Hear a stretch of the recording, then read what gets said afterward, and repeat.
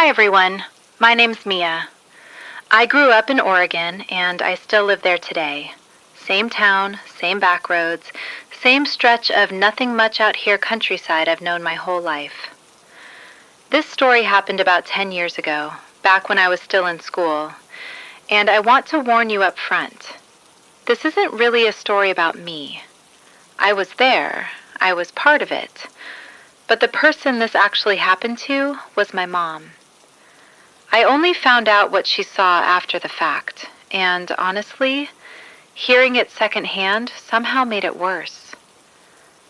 But before I get into that night, I need to tell you about the road, because the road is really the main character of this story, and I don't think what happened to us makes any sense without it. There's a stretch near where I grew up, about half a mile, dead straight, no curves, no turns. On either side, it's just open land. A few scattered trees, overgrown brush, a handful of houses spaced way too far apart to feel like a neighborhood. During the day, it's nothing, just a road. Cars pass through, kids ride bikes, totally unremarkable. At night, it's a different story. Almost nobody drives that stretch after dark. Not because there's a sign telling you not to. Not because anyone official ever said anything. It's just one of those unspoken local things. People go the long way around, even if it adds 10 extra minutes to their drive, just to avoid that road once the sun goes down. Growing up, I heard the reason for that more than once, in pieces the way you hear small-town rumors. Never from one definitive source, just absorbed over years of living there. The story was always about accidents. Single vehicle accidents specifically. No other car involved, no logical explanation. Just somebody losing control on a straight, empty road with nothing to swerve to avoid. And the strange part, the part that always stuck with me even as a kid, was that it didn't make sense geometrically. It's not a hard road. It's not winding, it's not got blind corners. There's no reason a careful driver should lose control on it. But over the years, several people had, and a few of those accidents, from what I understood, hadn't ended well. Nobody really talked about it directly. It was more like background noise, the kind of thing you grow up hearing in fragments. Oh, don't go that way at night. Yeah, somebody went off the road out there again, without anyone ever sitting you down and explaining the whole picture. By the time I was old enough to actually wonder about it, it had just become one of those facts of life about my town, like knowing which gas station closes early. You don't question it, you just route around it. I want to be clear, at the time of what I'm about to tell you, I wasn't thinking about any of this. I was a teenager who just started learning to ride a motorcycle, and I had exactly one thing on my mind: getting better at riding. My grandfather lived close to us, maybe a mile and a half away, and he kept an old motorcycle at his place that he'd more or less handed down to me so I could practice. I was still pretty new to riding, confident enough to want to do it, not quite confident enough to do it completely alone yet. Which is why, on the evening I'm telling you about, my mom came with me to pick the bike up. The plan was simple: ride double out to my grandfather's place on her bike, and then ride back separately, me on mine, her on hers, so I could get some real practice in. The route to my grandfather's house was familiar to me. I'd walked or biked some version of that path more times than I could count, mostly during daylight. Mostly on my way home from school. It wasn't some unknown, mysterious stretch of road to me. Quite the opposite. If anything, it was one of the most ordinary parts of my whole routine. It was still early evening when we left. That soft, fading kind of daylight, not dark yet, just starting to dim around the edges. We talked the whole ride over, the normal kind of mother-daughter small talk. Nothing about the trip felt unusual. We got to my grandfather's, said hello, Sat with him for a while, talked about nothing in particular the way families do. It was already 8:30 by the time we got back on our bikes to head home. 8:30 isn't outrageously late, but it's late enough, especially on that road, the one I'd just told you about. Still, neither of us thought twice about it. It was the shorter route. We'd ridden past that stretch 100 times between the two of us, day and night, without incident. So we got on our bikes, me on mine now finally, my mom on hers, and headed home. We rode through the little patch of brush and scattered orchard land that marks the boundary between our neighborhood and the open stretch, and then there it was, the road. Straight, dark, empty, exactly the way it always was at that hour. I want to be honest with you. I felt nothing. No dread, no instinct screaming at me to turn around. It was just a road I'd ridden past my whole life, now with my own bike under me for maybe the 3rd or 4th time ever, focused entirely on not embarrassing myself in front of my mom. The temperature had dropped with the sun, and I felt it immediately. I wasn't wearing a jacket, just a short-sleeved shirt, which in hindsight was a pretty normal teenager mistake. Goosebumps, that ordinary kind of evening chill, nothing more than that. There wasn't another vehicle in sight, not one. Just my mom's headlight ahead of me, and my own beam cutting into the dark in front of me. The road had almost no lighting of its own, just a long corridor of black stretching out, swallowing the light a few dozen feet ahead of either of us. And because the road was so empty, genuinely, completely empty, not a soul around, I figured, why not ride up next to my mom instead of trailing behind her? It felt like a perfectly reasonable thing to do. I picked up a little speed, pulled my bike up alongside hers, and called out over the engine noise, mostly just to make conversation. "Cold, isn't it, Mom?" I said it, expecting we'd just chat the rest of the way home, side by side. The road was empty. There was no reason not to. What she did next caught me completely off guard. She turned her head toward me, just briefly, just to look at me, and then she gunned the throttle, hard. Her bike shot forward, fast, way faster than the speed we'd been riding at the entire trip, and within seconds she'd put real distance between us, leaving me behind on the empty road. I want to be honest about how I reacted, because it tells you how little I understood what was actually happening in that moment. I laughed. Genuinely laughed, out loud, inside my helmet, going, "Wow, thanks for ditching me, Mom!" There was no fear in me at all, not a flicker of it. If anything, I was a little annoyed. The kind of annoyed you get at a sibling who pulls ahead of you on a bike ride. Nothing more dramatic than that. I didn't speed up to catch her.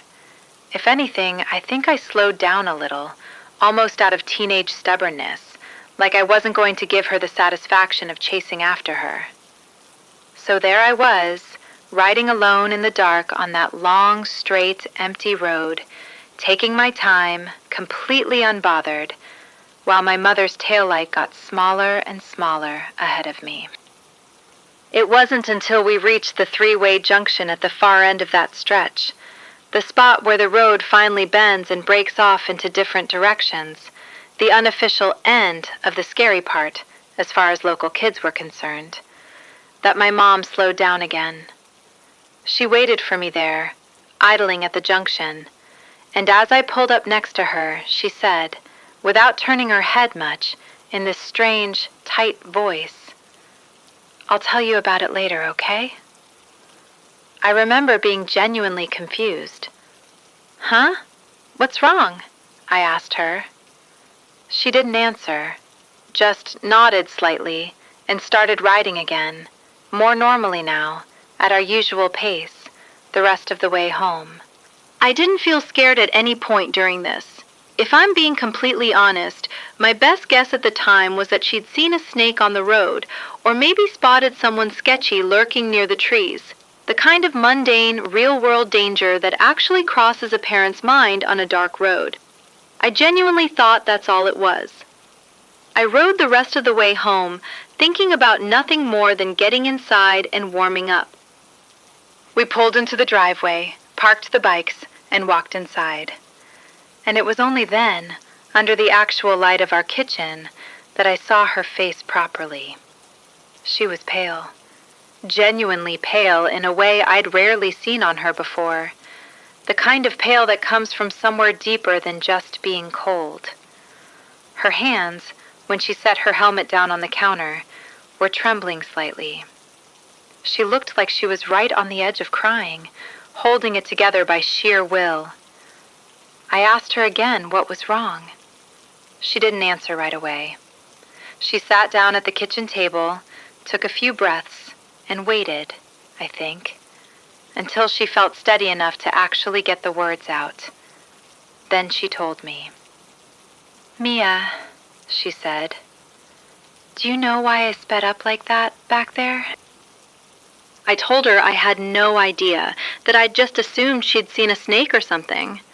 She shook her head slowly. "When I turned to look at you," she said, "I saw something, behind you, riding on the back of your bike." I felt the temperature in the room change, even though nothing physically had. "What do you mean behind me?" "There was something sitting right behind you on your seat," she said, "like a passenger, like it had climbed on without either of us noticing." I asked her, voice shaking now, what it looked like. "It was wearing white," she said, "a long white dress or robe, I'm not sure which. Its hair was long, past its shoulders easily, and it was tall, Mia. Taller than you, taller than both of us. Even sitting down on the bike, somehow it just loomed. I don't know how to explain that part. It shouldn't have been physically possible for it to look that tall while sitting on a motorcycle, but it did."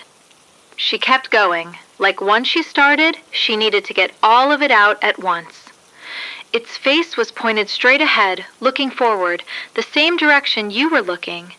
Its skin was pale, almost white, like it had no color in it at all. Its nose was strange, too long, stretched out, not like a normal human nose. And its eyes—" She stopped for a second. "Its eyes were completely black, no white in them at all, just black all the way through." I asked her how she could possibly have seen that much detail in just a glance. "Because it was clear," she said. "It wasn't blurry, it wasn't a shadow, it wasn't something I caught out of the corner of my eye and imagined the rest. I saw it as clearly as I'm seeing you right now. Its hair was even moving, like it was caught in wind, even though there was no wind that night, not a breath of it. That detail, the hair moving in wind that wasn't there, is the one that's never left me. To this day, 10 years later, that's the image that comes back to me first whenever I think about that road. I sat there at the kitchen table completely drained, my whole body shaking even though I was inside, warm, safe. The full weight of what she was telling me started to sink in. The entire time I'd been irritated that she'd abandoned me on that road, completely unbothered, riding slow and easy through the dark. I hadn't been alone at all. I'd been carrying a passenger. Something had climbed onto the back of my bike, sat directly behind me, close enough to touch, and ridden with me the entire length of that long, dark, empty stretch. And I had felt absolutely nothing.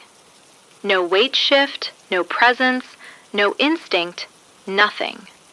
The only reason either of us knew it had been there at all was that my mother happened to glance over at exactly the right moment, at exactly the right angle, to see it clearly outlined against the dark.